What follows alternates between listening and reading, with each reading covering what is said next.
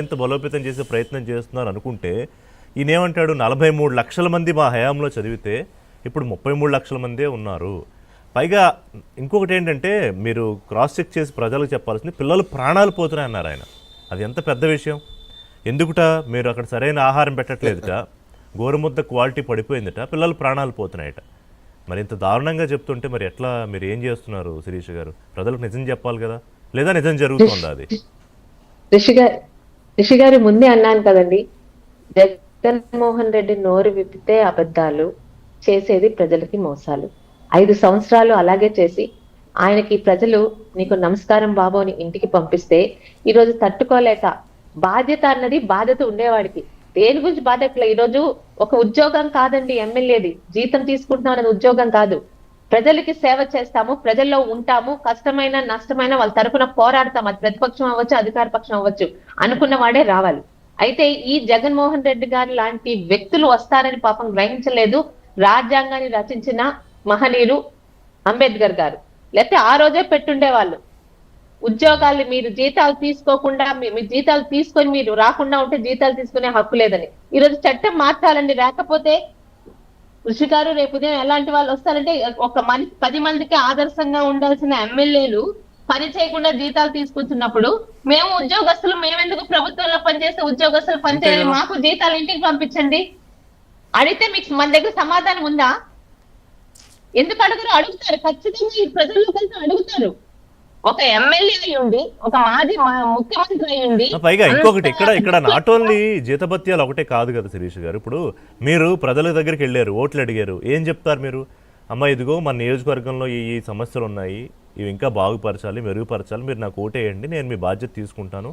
మీరు అన్నట్టుగా 1.5-2 లక్షల మంది పిల్లలు కుటుంబంలాగా, అంటే మన కుటుంబం ఎలా చూసుకుంటాం అలా చూసుకోవాలనే కదా మీరు చెప్తారు. చెప్పి తీరా గెలిచిన తర్వాత వాళ్ళ మొహం చూడకపోతే, వాళ్ళ కోసం సభకు వచ్చి మాట్లాడకపోతే ఆ పదవి ఎందుకు అంటున్నాను నేను. ఫర్గెట్ అబౌట్ ద శాలరీ, ఆ పదవి ఎందుకు? ఆయనకి పదవి అధికారం అన్నది ఆయన పర్సనల్ యూజ్ గురించి అండి. రాష్ట్రం గురించి ఆలోచించే వ్యక్తి అయితే మంచో చెడ్డో ఒక యువ ముఖ్యమంత్రి అని ఆలోచించి ఆయనకి కట్టబెట్టే ఇంత నీచ చేతిలో ఉన్న దాన్ని అంత నీచాతి నీచంగా పక్కన పెట్టాడు. ఇక ఆయన కామెంట్ల గురించి మాట్లాడుతున్నానండి. ఈ రోజు నువ్వు ఇచ్చిన అమ్మఒడి ఎంత మందికి వచ్చిందో, 2వ సంవత్సరం నుంచి ఎలా నీరు గారిపోయిందో లెక్కలు చెప్తాయి. మన ఏం అక్కర్లే, ఆర్టీఐ అడిగితే చెప్తాది. ఈరోజు జగన్మోహన్ రెడ్డి గారు ఇంతకు పెద్దలు అన్నట్టు అది వన్ సైడ్ ప్రెస్ మీట్ అన్నమాట. అక్కడ అడగడానికి ఎవరు ఉండకూడదు. ఇలా చేతులు కట్టుకొని ఒక తెల్ల చొక్కా వేసుకుని అదే ప్లేస్ గత 5 సంవత్సరాలుగా అదే ప్లేస్ చూస్తున్నాం. అంటే అది కనీసం ఆయన ఆఫీస్ లో ప్లేస్ అనుకుంటే, ఒక ముఖ్యమంత్రిగా ఉన్నప్పుడు అక్కడే కూర్చున్నాడు, ఈ రోజు అక్కడే కూర్చుంటున్నాడు.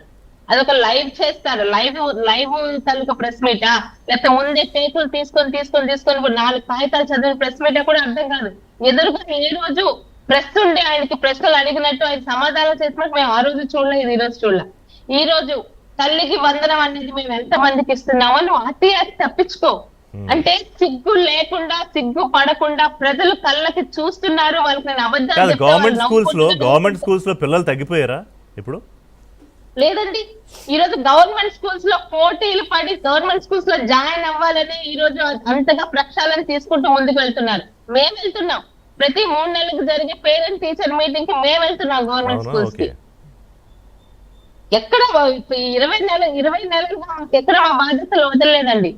ఎంతమంది పిల్లలు ఉంటే ఆఖరికి 6 మంది పిల్లలున్న తల్లిదండ్రులు కూడా ఈ రోజు వచ్చి మీడియా ముందు కావాలి, వాళ్ళ ఇంటికి మీలాగా పెయిడ్ ఆర్టిస్టులు కాదు, వాళ్ళ అడ్రస్ చెప్తారు. ఆ ఇంటికి వెళ్ళి అమ్మ నిజంగా మీకు 6 మందికి తల్లికి వందనం వచ్చిందా అని అడగచ్చు. ఈ రోజు దీపం 2 పథకం కింద సిలిండర్లు ఇస్తున్నాం, అది కూడా మీరు ఆర్టీఐ తప్పించుకోండి. ఉచిత బస్సు పథకం ఈరోజు అమలు చేస్తున్నాం, 15వ తారీఖు ఆగస్టు 15 నుంచి, అది ఆర్టీఐ తెప్పించుకొని. అన్నదాత సుఖీ బంకు నువ్వు ఇస్తానన్నది ఎంత, నువ్వు ఎగరగొట్టింది ఎంత. ఈ రోజు మేము 2 దఫాలుగా ఇచ్చి 3వ దఫా కూడా రేపు ఏప్రిల్ 1 ఇవ్వడానికి ముందుకెళ్తాం, అది ఆర్టీఐ తెప్పించుకోమనండి. అయితే జగన్మోహన్ రెడ్డి ఒక వింతైన వ్యక్తి అండి. అంటే ఇంకో మాట అనలేక, మాజీ ముఖ్యమంత్రి కదా, ఆయనకి విలువలు లేకపోయినా మాకు విలువలతోని మా తల్లిదండ్రులు కానీ పార్టీ కానీ వచ్చింది కాబట్టి అంతకన్నా ఇంకో మాట అనలేకపోతున్నాను. ఒక వింతైన వ్యక్తి ఈ రోజు సాక్షిలో ఎలాగా అబద్ధాలని నిజాలుగా, నిజాలని అబద్ధాలుగా నిస్సిగ్గుగా ప్రజల ముందు పంపిస్తున్నారు. ఆయన చెప్తున్న అబద్ధాలని తెలుసు, ప్రజలు నమ్మరని తెలుసు, కానీ నేను ప్రతిపక్ష నాయకుడిగా ఉన్నాను, ఏదో ప్రజల ముందు వాగాలి కాబట్టి అబద్ధాలతో ముందుకెళ్తున్నారండి. ఆయన చెప్పింది ఎవరు నమ్మరు. త్వరలోనే వస్తారు జనాల్లోకి, మమేకం అవుతాను, పాదయాత్ర చేస్తాను, నా కోసం ప్రజలంతా అన్న ఎప్పుడొస్తావు అని ఎదురు చూస్తున్నారు. అర్జెంటుగా అసలు ఇప్పుడే కుదిరితే కనుక ఇప్పుడే కుదిరితే కూటమిని అధికారం నుంచి తప్పించేసి జగన్మోహన్ రెడ్డి గారిని కూర్చోబెట్టాలని ఆంధ్రప్రదేశ్ ప్రజలు అనుకుంటున్నారు అనే స్థాయిలో మాట్లాడుతున్నారు ఆయన. ఏడాది తర్వాత బయటకు వస్తాను అన్నాడు. అంటే ఇప్పటి వరకు నువ్వు బయటికి రాలేదని నువ్వే చెప్తున్నావు కదా. ఆ రోజు ముఖ్యమంత్రిగా ఉన్నప్పుడే తాడేపల్లి నుంచి బయటికి రావాలంటే చుట్టుపక్కల పోలీసులు ఇనుప కవచాల మధ్యలో దాక్కొని వచ్చిన ముఖ్యమంత్రి, ఘోషా ముఖ్యమంత్రి, ఈ రోజు ఓడిపోయిన వెంటనే ఆ ప్యాలెస్ వదిలిపెట్టి ఇంకో పెద్ద ప్యాలెస్ పక్క రాష్ట్రానికి వెళ్ళి తలదూచుకుంటున్న మాజీ ముఖ్యమంత్రివి. ఈ రోజు అంటే ఇప్పటి వరకు నేను రాలేదు, 3.5 సంవత్సరాలు టైం పాస్ చేస్తాను, వచ్చే సంవత్సరాలు అంటే ఎన్నికలకి సంవత్సరం ఉంది. ఇప్పటికీ ఆయనకి కారణం లేదు. ఆయనకి ప్రజల మధ్య రావడానికి పాదయాత్ర పనికిమాలిన కారణం తప్పితే ఇంకోటి లేదండి. ఎందుకంటే ఈరోజు గవర్నమెంట్ ఫెయిల్యూర్ అవ్వలేదు. వాళ్ళు అడిగినా ఏ సంక్షేమ పథకం అమలు జరగలేదని వాళ్ళు మన దగ్గరకు వచ్చి మాట్లాడమని సమాధానం చెప్పడానికి మామూలు స్థాయి ఎమ్మెల్యేలు, మొదటిసారి ఎమ్మెల్యేలు మేమందరం రెడీగా ఉన్నాం. ఏది మేము అమలు చేయటం లేదు. 95% చేసాం, 5% ఇంకా ఉంది. సో జగన్ కి సమాధానం చెప్పడానికి లోకేష్, పవన్ కళ్యాణ్, చంద్రబాబు నాయుడు గారు అక్కర్లేదంటారా? మీరు చెప్తారా? అవసరం లేదండి. వాళ్ళు బిజీగా రాష్ట్రాన్ని అభివృద్ధి, సంక్షేమం అని 2 చక్రాల మీద పరిగెట్టించడానికి వాళ్ళు పనుల్లో ఉన్నారు. వాళ్ళని ఎందుకంటే డిస్టర్బ్ చేయడం? ఈరోజు దావాసులు ఏం జరుగుతుందో మీకు తెలుసు, గత సంవత్సరం దావాసులు ఏం జరిగిందో మీకు తెలుసు. తీసుకొస్తున్నాం, కళ్ళకు కనిపిస్తున్నాయి. వాళ్ళ దాకా ఎందుకండి? ఈ రోజు మేము ఇక్కడ ఉన్న వాళ్ళం చాలు.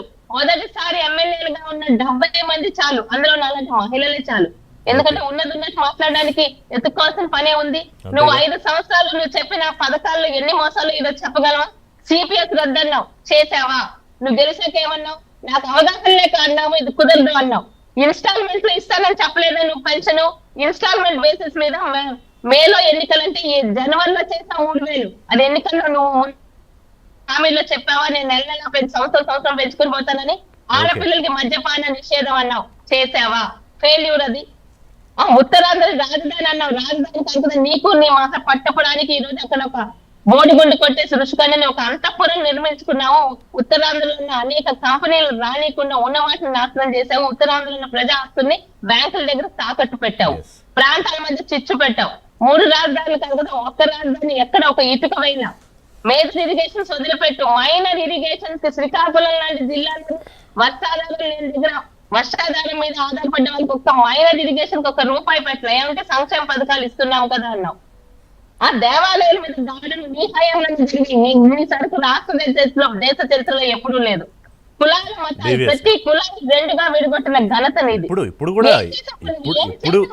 కూడా ఏ చిన్న ఇన్సిడెంట్ రాష్ట్రంలో జరిగినా, అది ఏదో గట్టు పంచాయతీ ఇద్దరు మధ్య గొడవ పడినా, పొరపాటున ఎవరు ప్రాణం పోయినా, దాన్ని కూడా కులానికి అంటగట్టి దాన్ని కూడా ప్రభుత్వం 5 సంవత్సరాలు డిఎస్సి కింద ఒకటి ఇచ్చావా? ఈ రోజు లోకేష్ గారు చదువు దగ్గర నుంచి వాళ్ళకి ఉద్యోగాలు కల్పించే దగ్గర వరకు ఆయన బాధ్యత. చాలా మంది అనుకున్నారు ఆయన ఒక ముఖ్యమంత్రి కొడుకు, హోంమంత్రి, రెవెన్యూ ఏదో తీసుకుంటారని. కానీ విద్యాశాఖ సమాజంలో మార్పు రావాలంటే పిల్లలు చదువుకునే స్థాయి నుంచి వాళ్ళకి ఉద్యోగాలు ఇచ్చేదాకా మార్పు వస్తేనే సమాజంలో మార్పు వస్తుంది. అంతేగాని మార్పు అంటే రాదని ఒక ఆలోచనతో, విజనరీ ఆలోచనతో తీసుకున్నారు. డిఎస్సికి ఎంతమందికి మేము దగ్గరుండి పట్టాలు ఇచ్చామో మాకు తెలుసు. ఆ అభ్యర్థులతో పాటు వాళ్ళ తల్లిదండ్రుల కళల్లో ఆనందం చూసాం. పోలీసులకి మొన్న ఉద్యోగాలు ఇచ్చారు. చెప్పిందంతా చేస్తున్నావు. 5 సంవత్సరాలు ఒక్క సంవత్సరం చేసావా? అయినా కూడా ఆయన దిశగారు, ఆయన కాన్ఫిడెన్స్ లెవెల్ కి మాత్రం మనం అందరం మెచ్చుకోవాలండి. ఈ రోజు ఇంతమంది ముందు మనస్సాక్షికి సమాధానం చెప్పుకోవాలో ఎవరికి తెలియదు కదా. కానీ ప్రజల ముందుకు అది ఆయన దాన్ని అధిగమించాడు. ఇన్నాళ్లలో రాజకీయాల్లో ఆయన చేసింది ఏంటంటే మనస్సాక్షి కూడా సమాధానం చెప్పుకోలేని దాన్ని అధిగమించాడు. శ్రీనివాస్ గారు నిన్న ఆయన ఒక మాట అన్నారు, మనమైతే నెలకోసారి బటన్ అన్న నొక్కేవాళ్ళము అని. అంటే ఏంటి? ముఖ్యమంత్రి అంటే కేవలం బటన్ నొక్కడమేనా?